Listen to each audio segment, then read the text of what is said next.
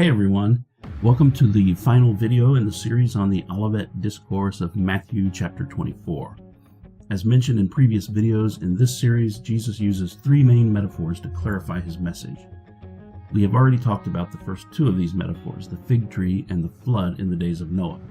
In this video, we take a look at the third metaphor, the story of the faithful servant. The text reads as follows: Who then is the faithful and wise servant, whom his master has set over his household, to give them their food at the proper time? Blessed is that servant whom his master will find so doing when he comes. Truly I say to you, he will set him over all his possessions. What if that wicked servant says to himself, My master is delayed, and begins to beat his fellow servants, and eats and drinks with drunkards? The master of that servant will come on a day when he does not expect him, and at an hour he does not know, and will cut him in pieces and put him with the hypocrites. In that place there will be weeping and gnashing of teeth. Matthew 24, verses 45 to 51. The message in this section is the same as the previous section, that his followers must be ready at all times. The delay in his coming, hinted at throughout the latter part of the discourse, will tempt some to conveniently forget their duty to the master. This would be a catastrophic mistake. For his example, Jesus uses a relationship that is deeply rooted in the culture and the experience of that day, that of the master and his servant. To most of us, this is a foreign concept, one that we can hardly imagine. The closest thing we have today in our culture is the employee-employer relationship, but that is a very different relationship.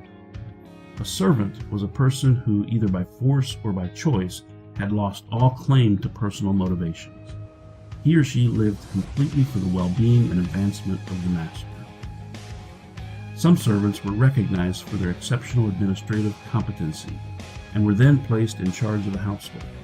These were called stewards, which is where we get our word stewardship. Sometimes the master would travel on some distant endeavor, and the steward was put in charge of administering the feeding of the household. The faithful and wise steward would carry out his responsibility without reservation. If, however, the master would stay away for an exceptionally long time, the steward might begin to think that something had happened to him, and that he would never return. He may begin to mistreat the other servants and squander the master's resources in self-indulgent behavior.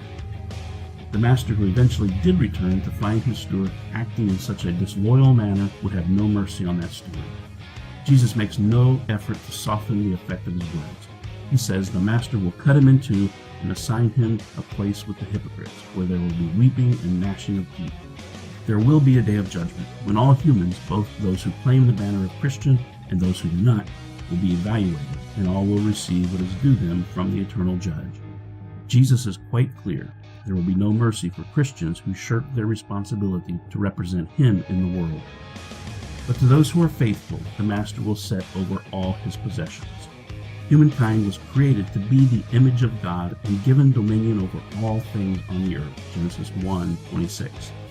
To care for God's creatures and spread his love to all the nations. That purpose was thwarted by sin. But in Christ, the purpose is renewed. This is the mission of every follower of Christ, and those who carry it out faithfully will inherit the earth. So what are the eschatological lessons we learn from the parable of the wise and faithful steward? First, Jesus seems to be saying that his coming may be delayed a long time.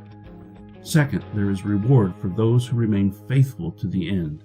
He will set him over all his possessions. And third, horrendous consequences await those who have been unfaithful.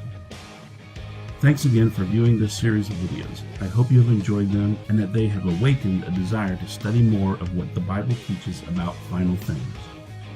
If you are interested in taking our fully accredited course in eschatology, please contact us at mscconline.com/getinfo.